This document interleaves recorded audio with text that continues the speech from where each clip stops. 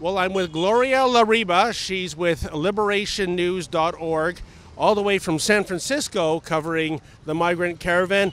And Gloria, you've been on the ground for about as long as we have. What has been your observations to date regarding the caravan? I think the great solidarity among people and really scrambling, trying to find any way they can get to the next city, the next route. Mostly by truck, because you can imagine they've been more than 2 weeks on the road, exhausted. And this morning at 5 when we saw them off, there were 2 trucks of a tortilla factory. The boss had told the workers, go pick them up and take them to Córdoba, which is over 120 miles away from where we were in La Isla. So, and yet what was left behind was hundreds of parents with little children, a 2-month-old baby, a young child who was very, very ill. And they all appreciate Mexico. Despite the fact that the Veracruz governor canceled the 160 buses that he promised, the people were cheering Viva Mexico as they were leaving and saying thank you for everything you've done for us. You know, Gloria, to be cynical though, at the end of the day, this is really not Mexico's problem. The end goal is the United States of America, your country. So, you know, could you say that the hospitality they're receiving, it's only because this is a temporary thing, these people are just passing through, then it becomes America's problem? Oh, no, the Trump administration is threatening the presidency and the government of Mexico, demanding that they not permit them or allow them or help them to go north. And so I think that the government is challenging. I think that the federal government could do more for sure. And they are offering refuge residency for people. They're offering things that hadn't been offered before. What strikes us today here is that the people have all gotten cards saying you have rights. You have rights to health care. No one is charging them. No one's treating them in a racist manner as we are seeing in the United States. What struck me about the... Are you saying the U.S. is a racist country, or...? I think the government is extremely racist. Why would all these people be fleeing to the U.S. then? Well, that's a good question. I wanted to say something about that, okay. That, you know, they're not that really aware. A lot of people we spoke to are not that aware of what they're facing. Some had heard about the threat to shoot people, the U.S. Army, which Trump had to back down on because it was so extreme. But they don't really know that he was saying he will separate the children from the parents. And he says in the most degrading way, they know what they're going to do. They know their kids will be taken away from them. That's their choice. But we talked to people. One night, we were helping a caravan who had been lost. They were about 300 people in the middle of the night. They walked more than 25 miles in a day. They had no water, no food, because they had become separated. And we gave water, bananas, milk to the children, to all the people.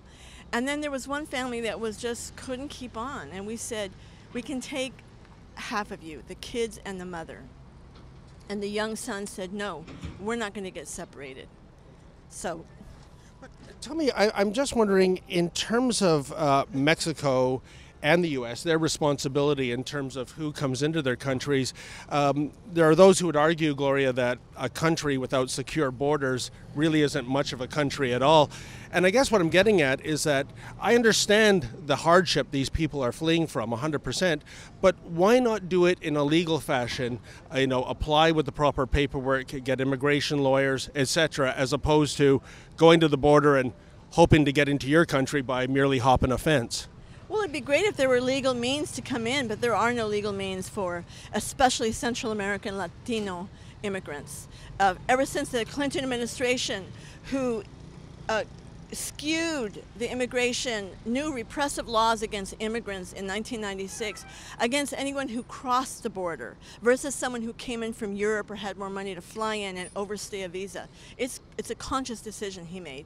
But in the era of Trump, he didn't even follow through on his promise to provide permission for the DACA students to stay, the kids who had met certain requirements, who came as minors. So he threw that away. He's threatening them with deportation. He is going to deport all the TPS, the temporary protective status people, which is over 300,000. So there's nothing legal for people to get, not even asylum. Trump and the officials are mocking people who are trying to come in, who face death, who face violence, who face starvation in Honduras, Guatemala, El Salvador. Do they really face these kind of problems? I mean, it seems to me, as an observer, that this is really an economic migration and I'm not blaming anyone that wants to better themselves in lives financially, but it's not like, people are being rounded up and put into camps and death camps and that kind of thing. Oh, there have been many hundreds of people murdered by death squads and right-wingers in Honduras since the 2009 coup under the Obama administration.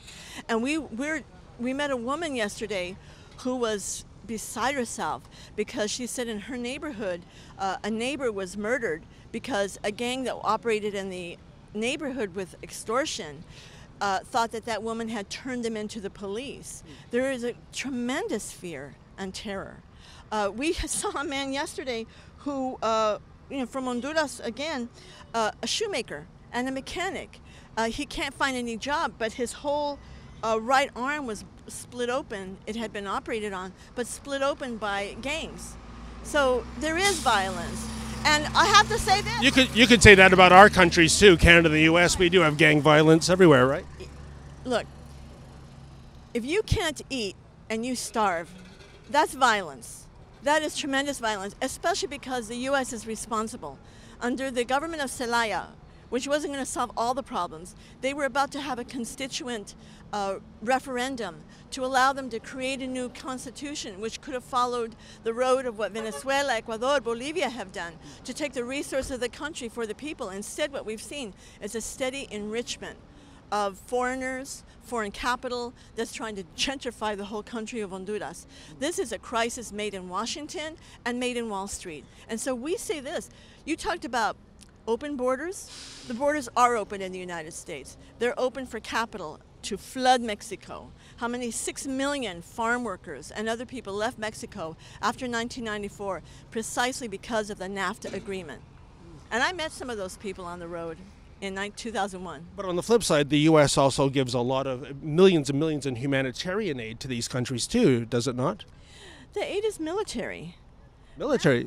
Well, yes, of course. Ever since this new right-wing president in Ecuador, Lenin Moreno, he's now embracing the U.S. military and promising that there could be military bases there that were shut down under Rafael Correa. There's military exercises that just took place with the U.S., NATO, and 11 regional countries that surround Venezuela. We're seeing threats in this very week of trying to overthrow President Maduro. It's a regional conflict. It's the United States government wanting to take back the domination they once enjoyed last century.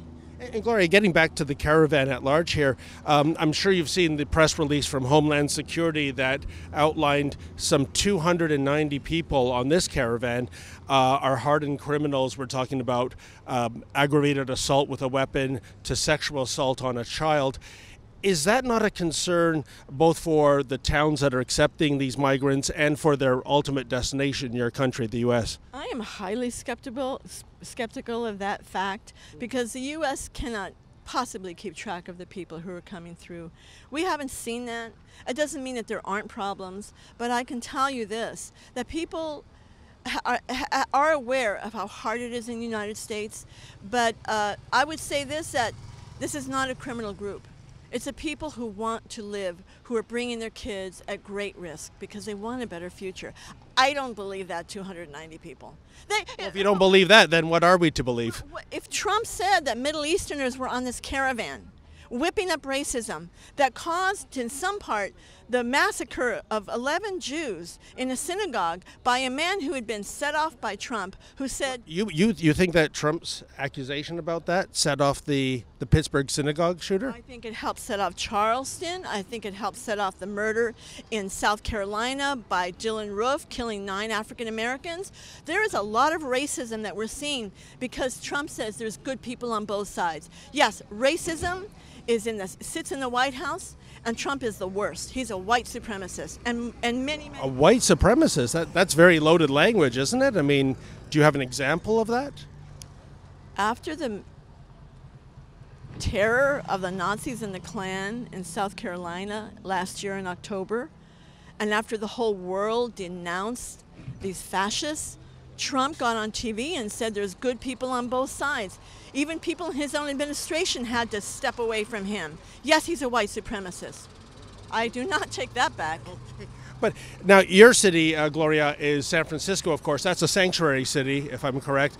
What would be your thoughts if you were to have, the 5,000 or so migrants come all the way to San Francisco and make their new home there? Would that be fine with you? Well, they wouldn't all come to San Francisco, first of all. Many people we've met want to come to different cities, states. Some have family. Some know about a city they've heard of. They have skills as farm workers or factory workers. They're just seeking to come to the U.S. We're not afraid of the migrants.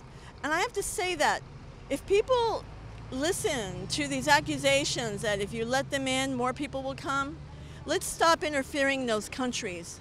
That creates. Aren't there already a couple more caravans coming north right now? Well, that may very well be, and we welcome them with open arms. What is not really known by the media, and what the media refuses to mention, the capitalist media in the U.S., is that hundreds of towns that were dying because of aging population and the native-born population leaving for somewhere else have been enriched, revived, grown in economy by the immigrants who've come in. There is a whole town in Ohio that has a yearly welcoming of all the migrants who come in to do the farm work. And yet, because of Trump's accusations on immigrants, right-wingers in that town forced the city to stop this welcoming. You see, it goes against the reality. That we're all human beings, that we all need a job, we all need peace, we all need health care and housing and a life for our children. And we say there are no borders in the workers' struggle. Well, that's fascinating. You've said capitalism twice in a sort of a dismissive tone, Gloria. I'm just wondering, are you not a fan of capitalism, or do you prefer socialism, communism? Well, I am a socialist. Okay, absolutely. Yes, so and if we look at the socialist states in the world today, Venezuela, North Korea, Cuba, is that the kind of society you would think is ideal? Well, every country has to have their own society based on their own conditions and characteristics. But what we say as socialists is that the wealth that the working class, all these people here who are part of the working class, those in the United States, instead of enriching a family like the Waltons, which owns as much wealth as 62 million Americans, while their workers make minimum wage, maximum $10 an hour, we say all that wealth should be created by those who make it. Yeah, we're socialists. And the problem with Venezuela, besides the huge economic war by the U.S. government and continued threats of coup and attempts at coup, the problem isn't socialism. The problem is there's not enough socialism. Really? Absolutely. It's still a capitalist country. I've been there many times. Hey, folks, for the latest news on the migrant caravan march to the United States, please visit caravanreports.com. That's caravanreports, plural, .com.